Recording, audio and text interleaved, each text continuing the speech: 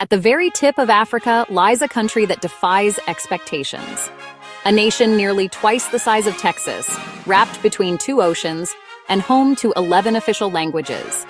It's a land where deserts meet rainforests, where world-class cities rise next to informal settlements, and where a painful history of division continues to shape its politics today. But here's the surprising part.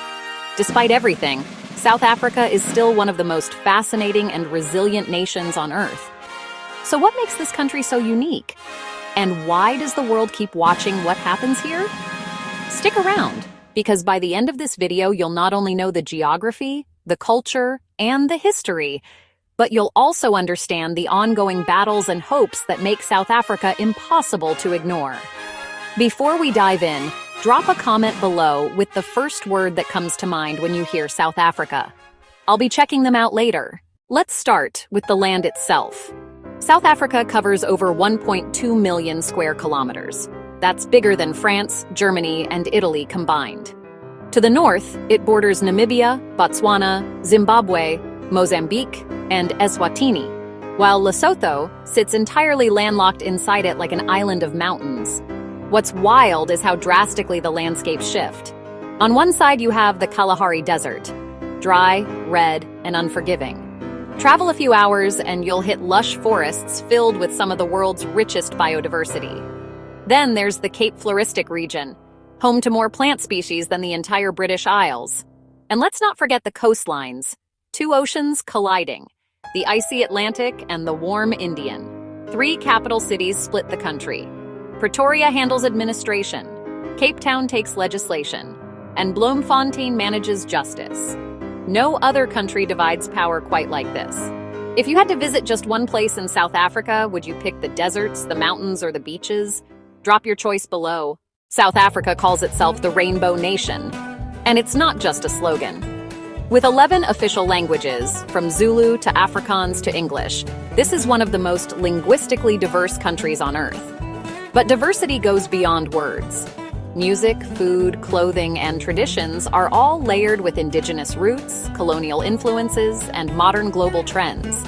You'll hear Giacom and Amapiano blasting in clubs, while traditional drumming carries on in rural villages.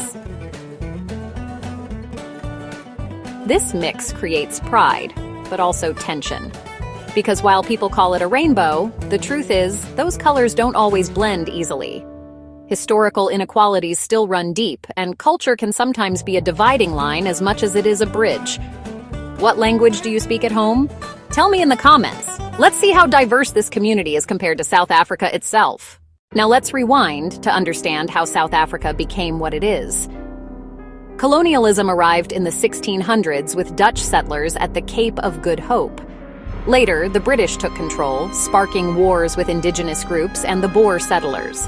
By the 20th century, the Union of South Africa formed under British dominion. But here's where it gets darker. In 1948, the National Party introduced apartheid, a system designed to separate races and ensure white minority rule. Black South Africans were forced into homelands covering just 13% of the land. They couldn't vote, couldn't move freely, and were stripped of dignity in almost every area of life. Resistance built over decades, with figures like Nelson Mandela and Steve Biko becoming symbols of the fight. The world eventually placed sanctions, and in the 1990s, apartheid collapsed. Mandela became the first democratically elected president in 1994, symbolizing a rebirth. But freedom came with scars that still shape politics and society today. If you believe history should never be forgotten, hit that like button right now. Fast forward to now. For 3 decades, the African National Congress, Mandela's party, dominated politics. But in 2024, history repeated itself in a new way. The ANC lost its majority for the first time. The result? South Africa now has a coalition government, and it's messy. Jacob Zuma's new MK party surged unexpectedly, while the ANC struck a deal with the Democratic Alliance, their longtime rival. Add to this a scandal nicknamed the Couch Cash Saga, where President Ramaphosa was accused of hiding money in his sofa. Calls for impeachment won't go away, and trust in government is shaky. For South Africans, the question is simple but heavy. Will this new coalition bring stability? Or will it collapse under old rivalries? Do you think coalitions make government stronger or weaker? Share your view below. I want to hear from you.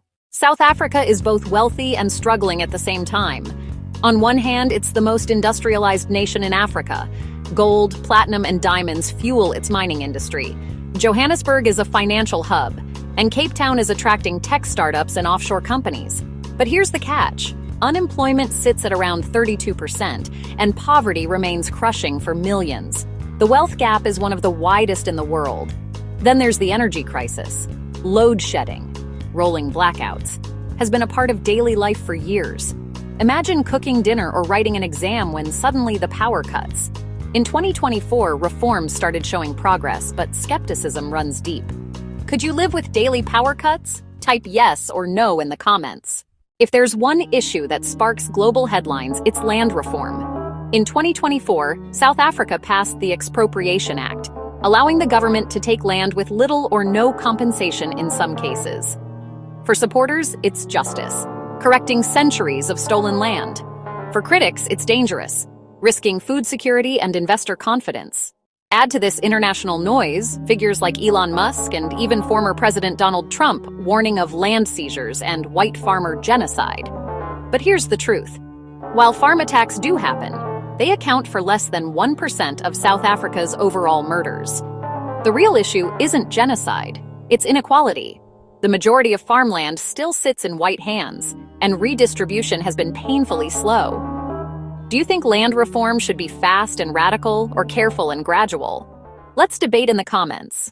Beyond politics and economics, South Africa faces daily struggles. Violent crime remains high, inequality cuts deep.